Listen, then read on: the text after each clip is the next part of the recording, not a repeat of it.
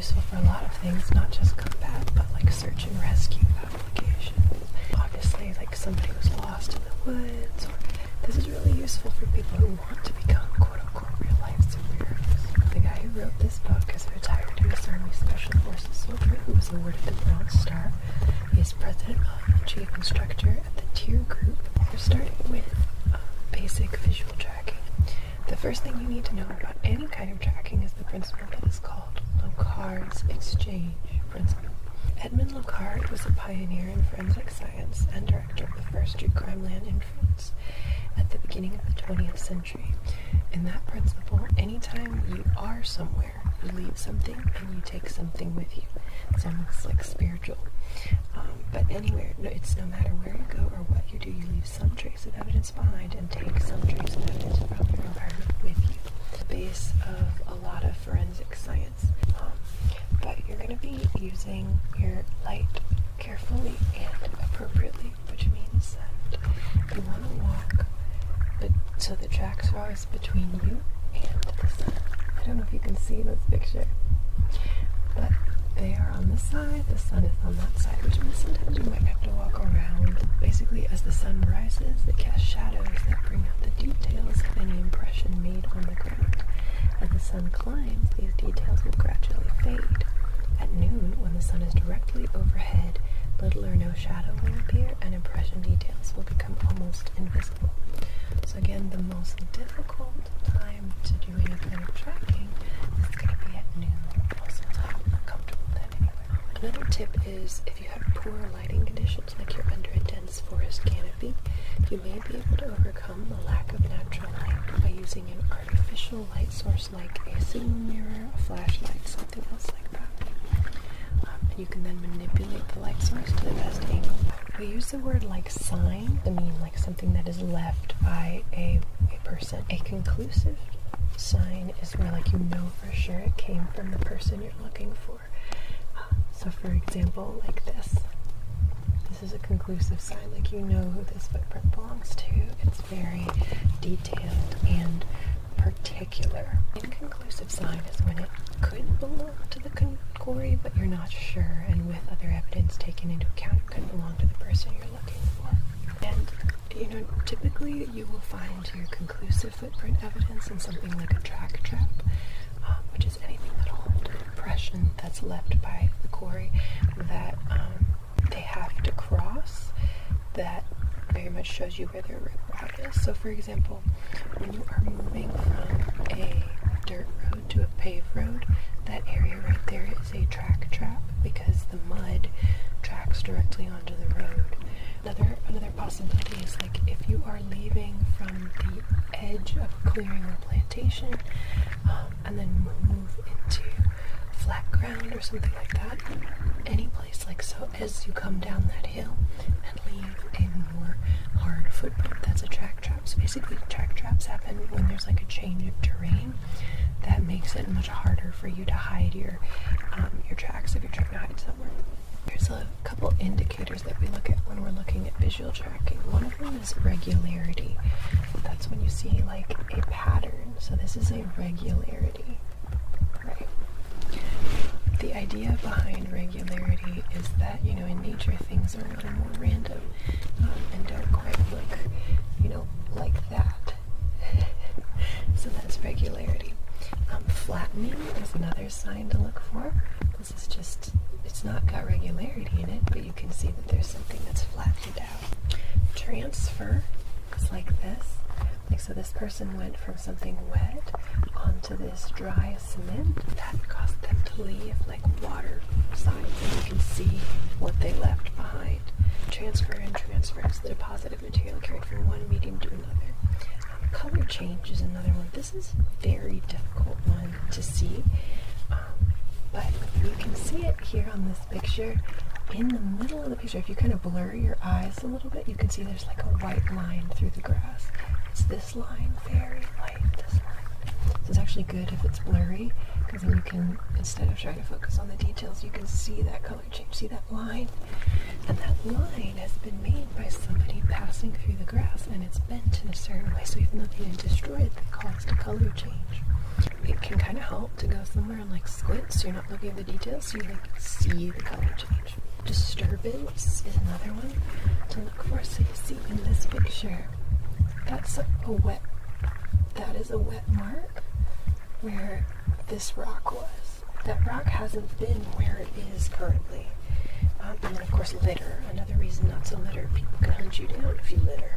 So other things to, these are general categories for like ground indicators, things like footprints, vehicular tracks, boot scuffs, turned over dead leaves. They show a darker color after they've been disturbed. Broken cobwebs, that takes some eye for detail. You probably would have found a lot of those when I was doing my land nav training in like the jungle in Korea, the swamp area. They were like big banana spiders, like the size of your face. We were wandering in the dark because we weren't allowed to use our flashlights because we were practicing nighttime land nav, and my goodness, you would have seen a lot of broken cobwebs. Crushed twigs or leaves on the ground, trampled grass, morning dew rubbed off by the quarry's passage. That's a difficult one, right?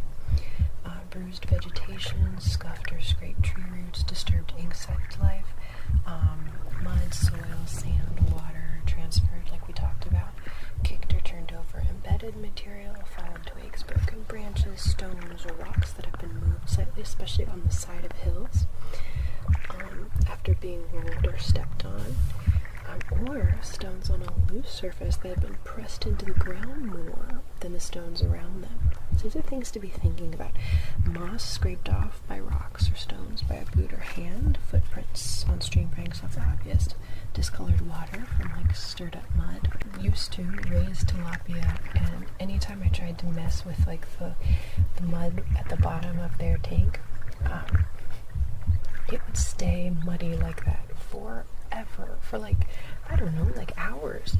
It might help also to practice, like look at clear water, mess it up, and see how long it takes for water to look like that, for it to like settle back down and become clear again, and that'll give you some kind of idea. Braille indicators are found above ankle height.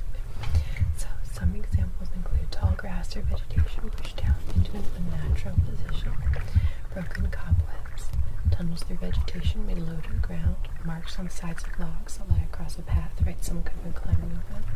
Detached or missing leaves, disturbed branches that point in the quarry's direction. Green leaves of bushes pushed aside and twisted, showing the undersides, which will usually be lighter than the tops. Right? So with leaves on the ground, darker is the underside. It means disturbed. For leaves and bushes up top, the underside is going to be lighter, right? So you look for that. Vines can be dragged forward in the quarry's direction of travel. Scratches or scuffs on tree trunks. Bark scraped off trees when they were used as handholds when the quarry was going uphill, or where equipment was tied. Changes in color, unnatural position of vegetation, cut or broken vegetation, all of those things are indicators. Another thing to look for when you are tracking somebody, whether for search and rescue or for combat purposes, is arterial blood. So arterial blood is highly oxygenated and bright red in color, and you would see like spurts from the wound at regular intervals. So if you see like blood in spurts, that's a sign that the person you're tracking is most likely going to weaken on the run, need to rest often, and without advanced medical care, they'll probably die. Venous blood leaks in like a constant manner, so you'd see a dark red trail of drops, and usually that's not like life-threatening. I mean, it can be, but they probably still move long distances. Untreated, they might slow down over time because of blood loss. So other things to look for, wounds to the lungs obviously would be like frothy. I don't know if that's obvious to you, but like phlegm clots. That movement would be pretty limited. It would be like pink. Abdominal wounds would show blood mixed with digestive fluids, gives off an odor, it's light in color. They mention here severe head injuries, but I think that it wouldn't take very long for you to find somebody with a severe head injury that has slimy, glutinous blood deposits. I mean, that person's going to die. So, all blood sign is affected by air, sun, and time. The color will change. If it's fresh, obviously it's bright red. As time progresses, it becomes dark red or rust color. if you are following a blood trail, you have to be careful because the person that you are tracking, whether you're trying to help them or catch them, could be really scared, and they can turn on you very aggressively. They might even have an ambush set up to try to, take as many people out with them. So watch for that. So, bodily discharge indicators are materials discharged from the body. You can look for spittle. That'll tell you if the quarry chews or dips tobacco or was eating sunflower or pumpkin seeds.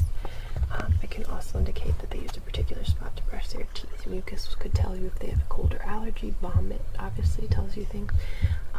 Urine, this is interesting. Someone who's dehydrated will have darker colored urine. Someone who's hydrated, a dehydrated person's urine will also smell more potent and just strong.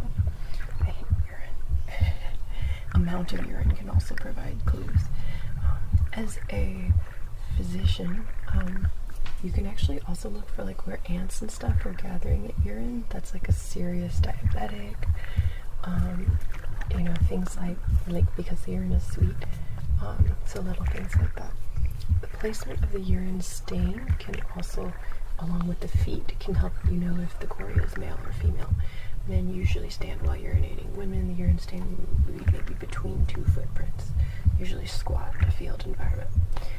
Feces can provide information about the quarry's diet, whether they're local to the area or not, or whether they're sick or healthy. A smart quarry who's trying to hide is going to try to bury that stuff, and probably someone else who's lost because they'll be disgusted by their own stuff, so it's a little harder to track that. But someone who's sick probably won't care. And then of course you can sometimes see, animal foot tracks and stuff like that, like if someone has a mule, a camel, a horse, or traveling with a dog. Signs that local wildlife is disturbed can also indicate the quarry's presence or passing, and these indicators can include animals that are spooked or flee from their original position, or animals that howl or fall silent when intruders move through their territory. So, you can also, pay attention to your nose. Do you smell cooking odors, body odors, smoke, scents from soap and other toiletries, freshly dug earth, tobacco smoke, latrines or feces, chemical odors? And of course you listen. Obviously that's going to be the easiest thing for you to do. The next time we will talk about some different factors that affect the sign you're looking for. And I think little by little we'll progress through this combat tracking guide.